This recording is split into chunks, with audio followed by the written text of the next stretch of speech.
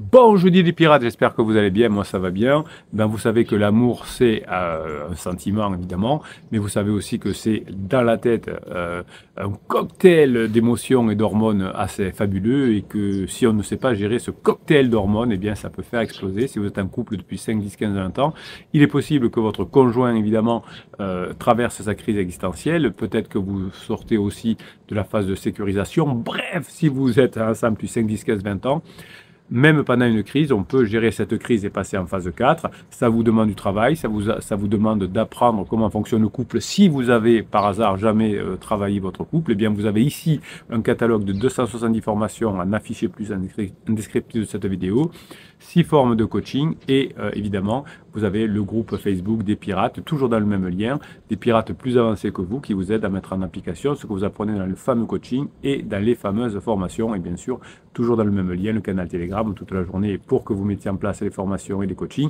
Je vous mets des textes et des vidéos. Et bien vous avez aussi le live de 12h30, on aura à 12h30 live aujourd'hui, où vous pouvez venir me poser des questions, vous discuter avec les autres clients, avec les autres pirates, et vous apercevez que toutes les histoires se ressemblent beaucoup, que les pirates qui ont réussi à récupérer leur conjoint se sont formés, ont mis en application, et que ça s'est bien passé. Dans le live de 12h30, la plupart du temps, je vous raconte un conte. Vous savez que je ne peux pas vous dire directement ce qui se passe dans les coachings, donc à partir d'un des coachings de la journée, eh bien, je vous écris un conte où les messages passent de façon métaphorique et évidemment ça permet aux clients voilà, de garder leur confidentialité. Alors une fois n'est pas coutume, je vous écris un petit texte aussi pour commencer cette vidéo du matin qui va parler des neurosciences, évidemment, qu'est-ce qui se passe dans votre cerveau pendant l'amour. Donc pour que vous commenciez à vous y faire et à comprendre, eh bien voilà, je vais vous lire le petit texte que je vous ai écrit. Le crépuscule embrassait l'horizon, jetant des ombres longues sur les pavés déserts. Juliette, assise seule au café des Deux Magots, laissait son regard se perdre dans le balai incessant des passants. Son cœur, lui, était immobile, comme une horloge arrêtée. Une rupture récente, une blessure encore vive.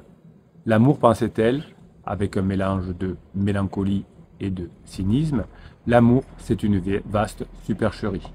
Une illusion savamment orchestrée par notre cerveau, un cocktail d'hormones, un cocktail de neurotransmetteurs. Et si Juliette avait raison? Et si la science froide et rationnelle pouvait enfin nous éclairer sur ce mystère insondable? Eh bien, l'amour, ce mot qui résonne comme une promesse, un serment et un vertige, on l'a cherché dans les étoiles, dans les poèmes, dans les romans, on l'a idéalisé, fantasmé, sublimé. Vous savez que votre conjoint qui est en crise a peut-être un pansement et il croit que pansement c'est son âme sœur, il est idéal, c'est un homme exceptionnel, c'est une femme exceptionnelle. On le sublime et puis ça finit très mal. Alors qu'est-ce que dit la science de tout ça? C'est que les neurosciences nous révèlent des mécanismes cachés de nos attachements, de nos passions et de nos ruptures. Si vous êtes ensemble depuis 5, 10, 15, 20 ans, votre conjoint est attaché à vous, sauf que peut-être pendant la fin de la phase de sécurisation, il s'est ennuyé, croyant que le problème venait de vous. Alors le problème venait en partie de vous évidemment, mais aussi de son manque d'implication et du fait qu'il s'était un peu éteint. Voilà. Donc si vous n'aviez pas eu la chance de tomber sur cette chaîne YouTube, si vous n'avez pas eu la chance d'avoir les formations et les coachings et l'aide des pirates sur le groupe Facebook, eh bien peut-être que vous aussi, vous vous seriez séparés. Ceci dit, si vous faites ce qu'il faut, si vous formez convenablement, si vous apprenez à passer la crise de couple, il n'y a pas de raison que vous n'y arriviez pas. Donc je vais vous proposer évidemment un voyage au fur et à mesure des formations au cœur du cerveau. Dans les vidéos que vous avez le matin, dans les lives de midi et demi, eh bien, vous avez une plongée dans vos émotions, dans les émotions de votre conjoint. Et évidemment, chaque jour, je vous donne des nouvelles sur les découvertes les plus récentes. Alors vous allez oublier les clichés romantiques, le côté romantique de votre conjoint avec son pansement, vous oubliez, les cœurs transpercés par les flèches, les déclarations enflammées au clair de lune de votre conjoint avec pansement, ça ne sert à rien. Le pansement de votre conjoint ne pourra pas lutter avec vous si vous faites ce qu'il faut, en raison de l'attachement qu'a votre conjoint vis-à-vis de vous au fur et à mesure des années. Donc si vous faites ce qu'il faut, vous allez passer dans ce que j'appelle les jeux infinis, vous avez une formation complète sur les jeux infinis, où le couple ne s'arrête jamais quand on connaît cette règle des jeux infinis, comme un travail ne s'arrêterait jamais, comme une entreprise ne s'arrêterait jamais, mais souvent on veut suivre un coach ou on veut suivre un psy de quartier qui nous apprend à manipuler draguer le conjoint avec des fuis-moi je te suis, avec des lettres magiques, avec des mets-le dehors, avec mets-le dehors, il va réfléchir, faites un break, etc. Tous ces conseils qui sont scandaleux, hein. Un vrai professionnel ne devrait pas vous conseiller le silence radio, le fuis-moi je te suis, enfin, toutes ces manipulations ou un break. Dès qu'on vous propose ça, eh bien, vous avez tout de suite l'impression que vous êtes en face de quelqu'un qui ne connaît pas son métier, mais ça, vous le savez. Malheureusement, des pirates sont tombés sur des coachs qui leur ont conseillé le silence radio, le fuis-moi je te suis, et ça n'a fait qu'empirer la situation. Avec le recul, ils me disent, c'est vrai, Bruno s'est fait avoir, mais on aurait dû y réfléchir à 2 fois. Voilà. Donc, au fur et à mesure des formations et au fur et à mesure de l'aide des pirates, vous décortiquez ici les mécanismes biologiques qui sous-tendent les relations. Quand on est en couple depuis très longtemps, vouloir manipuler son conjoint, hein, par le silence radio ou autre, eh bien, c'est finalement être aussi naïf que dire « Ah ben tiens, je vais faire une lettre d'amour, je vais faire un filtre d'amour, je vais aller voir Mamadou qui va me prendre 5000 € et qui va me faire revenir mon conjoint avec un poulet ou je ne sais quoi, comme la voyante, etc. » Eh bien, vous pouvez revenir à votre conjoint. Ne croyez pas sur la voyante, ne comptez pas sur Mamadou, ne comptez pas sur la manipulation, comptez sur votre changement et sur votre compréhension de la science et des êtres humains. Comme le disait Blaise Pascal, le cœur a des raisons que la raison ignore. Votre conjoint ne sait même pas pourquoi il est en crise. Vous savez ce que vous allez faire, car au fur et à mesure des formations et des coachings, vous comprenez avec les neurosciences que les raisons obscures, ces forces invisibles qui attirent et qui repoussent, eh bien finalement vont vous permettre de reprendre votre union. Alors, vous allez ouvrir votre esprit au fur et à mesure des formations et des coachings.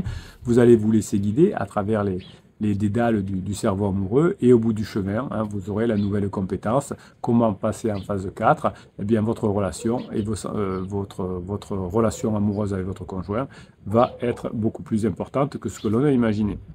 Alors évidemment, l'enfance est importante, hein.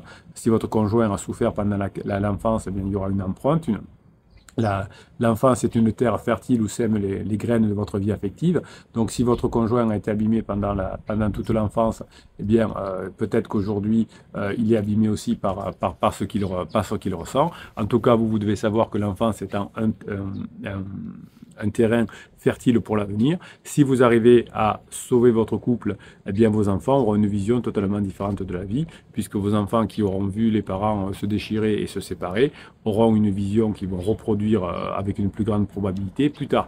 Si vos enfants voient que grâce à vous, grâce à papa ou à maman, eh bien le couple a été sauvé, plus tard quand ils auront aussi une crise de couple, eh bien ils sauront qu'ils peuvent sauver la situation. Et comme ils auront vécu toute leur enfance avec papa et maman au lieu de se séparer, ils auront cette idée de continuer à vivre avec papa et maman. Voilà. Donc votre conjoint, effectivement, est en crise, mais vous allez faire ce qu'il faut, évidemment, puisque au début, vos enfants sont beaucoup dans la survie, hein. Imaginez un nourrisson, il est entièrement dépendant de sa survie. Et plus tard, les enfants, jusqu'à l'âge adulte, vont être aussi en survie émotionnelle, avec un cerveau qui se construit petit à petit, avec en dernier le côté préfrontal, le côté rationnel, le côté réconfort, mais aussi le côté sage. Eh bien ça va demander des années. Quand votre enfant a 15 ans, à 20 ans, voire parfois jusqu'à 30 ans, puisque aujourd'hui les enfants sont parfois tard à la maison, eh bien souvent ils sont confrontés aux difficultés des parents. J'avais une cliente au bout du fil l'autre jour qui, à chacun des coachings, me dit « Ouais, mais ma fille a dit à son père que c'était pas bien ce qu'il faisait souffrir maman. Ma fille a dit à son père tu fais que des bêtises, enfin, etc. » Vous voyez donc, l'enfant, même si cette dame a 30 ans, n'est pas à sa place. Elle donne des conseils au papa, elle défend la maman. Enfin bon, ça ne devrait pas se faire. Donc, dans le coaching, on a conseillé effectivement de faire autrement. Et c'est pour ça que cette piratesse est en train aussi de revenir avec son conjoint. La femme a récupéré son rôle de femme, le conjoint a récupéré son rôle de mari.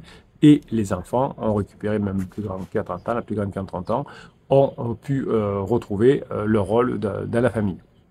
Donc, au fur et à mesure de la croissance des enfants, eh bien, ils vont avoir un style d'attachement en fonction de ce que vous allez faire, vous, pendant la crise. Soit il va être dans la sécurité, parce qu'il va dire, oui, les adultes se disputent parfois, mais on arrive toujours à s'entendre. Ils peuvent être anxieux, ambivalents, hein, c'est-à-dire préoccupés, pendant la crise de votre conjoint, vos enfants sont préoccupés. Ils peuvent être détachés, c'est-à-dire évitants, c'est-à-dire que ils vont faire semblant de s'en foutre. Hein. Vous le verrez dans le film dont je vous ai parlé, dans la vidéo de mardi, qui s'appelle Nous, les Leroy, qui est actuellement sur Canal+, avec une super crise de couple de Charlotte Gainsbourg et son mari José Garcia qui pédale dans la semoule pour sauver son couple, qui fait tout l'inverse de ce qu'il faut faire et qui n'a pas les résultats évidemment.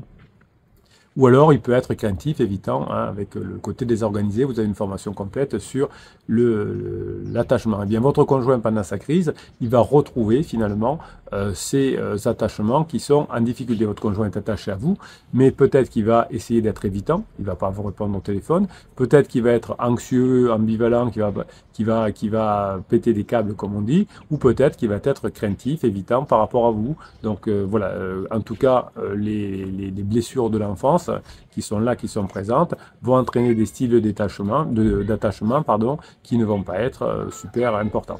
Grâce à vous, vos enfants auront un attachement sécurisé, ils comprendront qu'en cas de crise, eh bien, on peut quand même s'y trouver. Votre conjoint vous met dans une situation d'insécurité pendant sa crise, parce qu'au début, quand votre conjoint entre en crise et que vous n'êtes pas encore sur cette chaîne YouTube, vous n'êtes pas encore un pirate, vous n'êtes pas encore formé ou vous n'êtes pas encore fait coacher, eh bien évidemment, vous ne comprenez rien. Hein, vous croyez que votre conjoint est devenu inconsistant, imprévisible, absent, et ça vous fait du mal. Donc votre conjoint, pendant sa crise, a besoin parfois de se réassurer. Et comme vous ne savez pas l'assurer et le réassurer, eh bien il va plutôt se rapprocher de son pansement qui, voulant à son argent, à sa beauté, à son côté sexuel ou je ne sais quoi, va lui dire ce qu'il a envie. Et donc son côté finalement anxieux de votre conjoint va faire que votre conjoint va se rapprocher de son pansement et qu'il va vous éviter parce que chaque fois qu'il vous voit, vous faites des propulsions, vous dites t'étais où, tu reviens, tu me fais souffrir, et qu'est-ce que tu fais, etc. Donc votre conjoint va plutôt se désorganiser petit à petit et se rapprocher pour un certain temps de pansement. Évidemment, vous avez des amis qui ont divorcé, vous avez des cousins qui ont divorcé, parce que celui qui n'était pas en crise n'a pas su gérer la situation. Donc finalement, pendant la crise, les schémas d'attachement de l'enfance reviennent en force et votre conjoint va plutôt utiliser des schémas d'attachement évitant anxieux ou désorganisés, et vous allez faire des bêtises, vous allez commettre des erreurs qui vont faire que vous aurez finalement moins de chances de revenir ensemble si vous ne faites pas ce qu'il faut.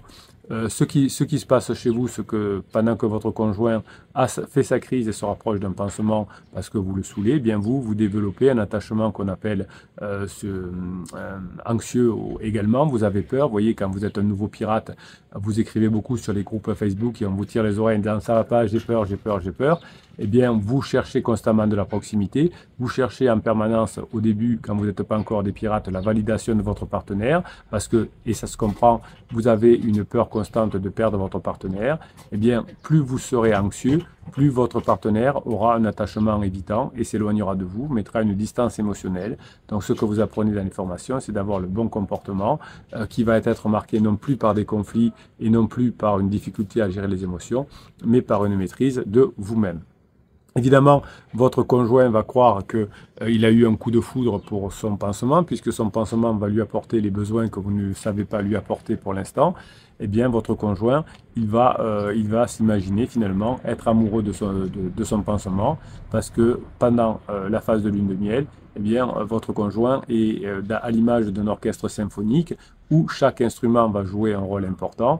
Eh bien, dans le cerveau de votre conjoint, pendant qu'il est focus sur son pansement, eh bien, il va mettre en action des zones spécifiques de son cerveau, des zones neuronales, avec des messagers chimiques. Le chef d'orchestre, ce sera le cortex préfrontal, qui est le siège de la raison et du contrôle, mais face à la lune de miel, face au fait que votre conjoint est en souffrance et que pansement au début agit mieux que vous, eh bien le préfrontal est mis à rude épreuve par les autres instruments qui sont plus impulsifs et plus émotionnels, et votre conjoint commet beaucoup d'erreurs qui vous font souffrir, qui font souffrir vos enfants.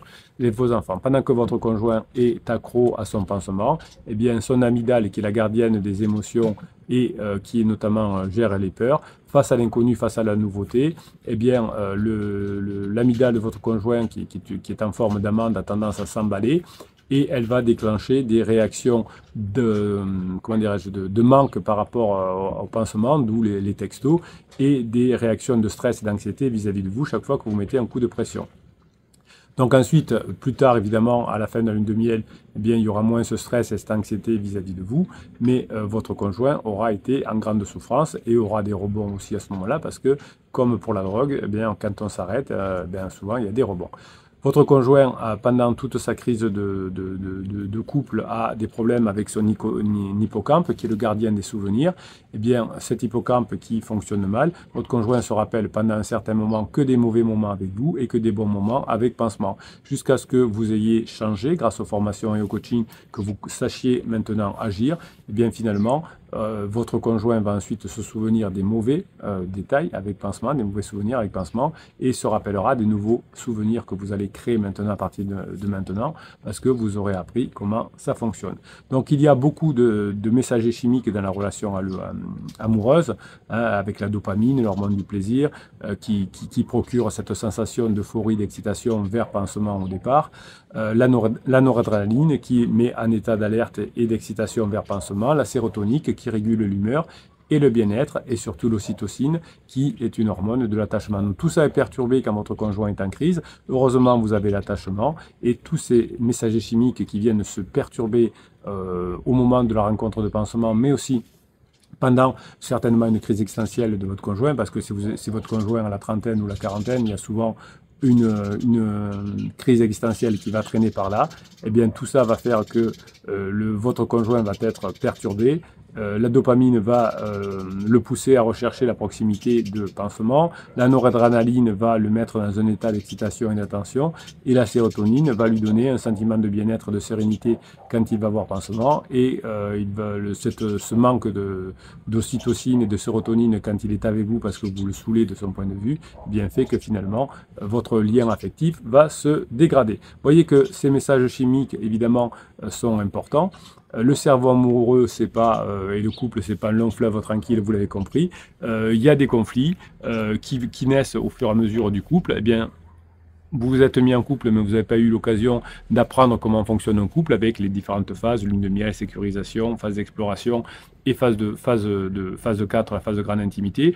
Aujourd'hui, vous êtes certainement bloqué au bout de 5, 10, 15, 20 ans dans la phase d'exploration. Votre conjoint veut aller voir si l'herbe n'est pas plus verte ailleurs, et comme vous n'avez pas su le rassurer, votre conjoint s'est rapproché de l'extérieur du couple. Et bien, à partir d'aujourd'hui, vous allez apprendre tout ça, vous allez apprendre comment fonctionne la phase 4, vous allez vous positionner en phase 4, et vous allez pouvoir passer avec votre conjoint en phase 4. Vous rassurerez vos enfants qui n'auront pas à changer de maison toutes les semaines et qui n'auront pas plus tard évidemment un attachement déviant, anxieux ou perturbé.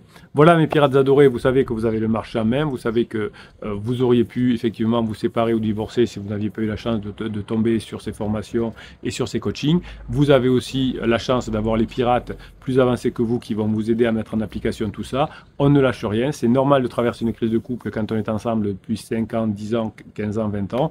À vous de savoir la gérer. D'ailleurs, vous avez vous me dites en coaching que vous avez des crises de couple tous les 5-10 ans, c'est normal, hein. Des fois c'est l'un, des fois c'est l'autre. J'étais hier avec une cliente qui me disait, en 2012, il m'a fait, vous voyez, elle était un peu maman, il m'a fait à peu près la même crise, et 12 ans après, il me refait la même.